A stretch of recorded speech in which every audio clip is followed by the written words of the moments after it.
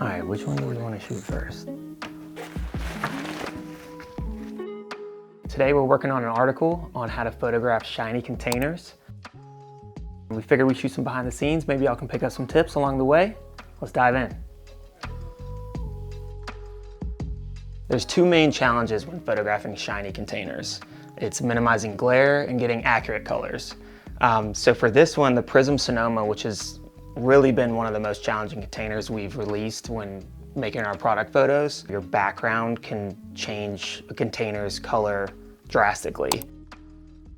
Right now we have just white surface and you can kind of see how it's nice and bright, reflecting all sorts of light. Now let's change the surface to a dark material and we can kind of see the difference. So we can really see how it changes it.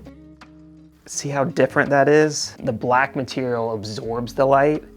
So not only does it look like we have like a little bit of a darker of an image, but look at the color change. Those deep purples are starting to come out.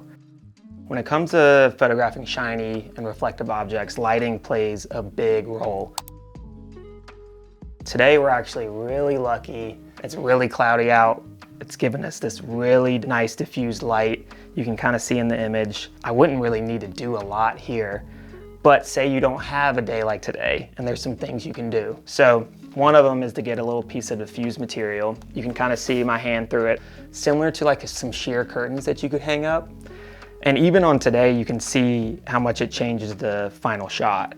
So you can see kind of like your after and before.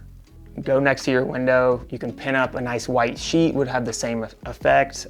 Just pull those curtains shut. You get a nice diffused light, really minimizes the glare. But one downside is, you know, the clouds can move, the sun can come out and it's gonna change your whole shot. So one thing to get more consistency is to maybe invest in some studio lighting. That's my preferred method. The sun just came out, we lost some of that diffusion. So this is actually a good way to show a before and after of how much the clouds actually helped.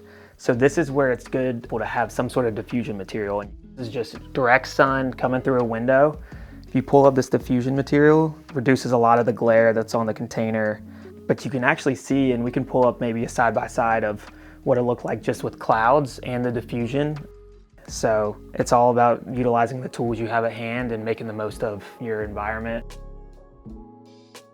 That's it for this behind the scenes look. Hope it was helpful. Check out the full article in the link in the description below. Thanks for watching.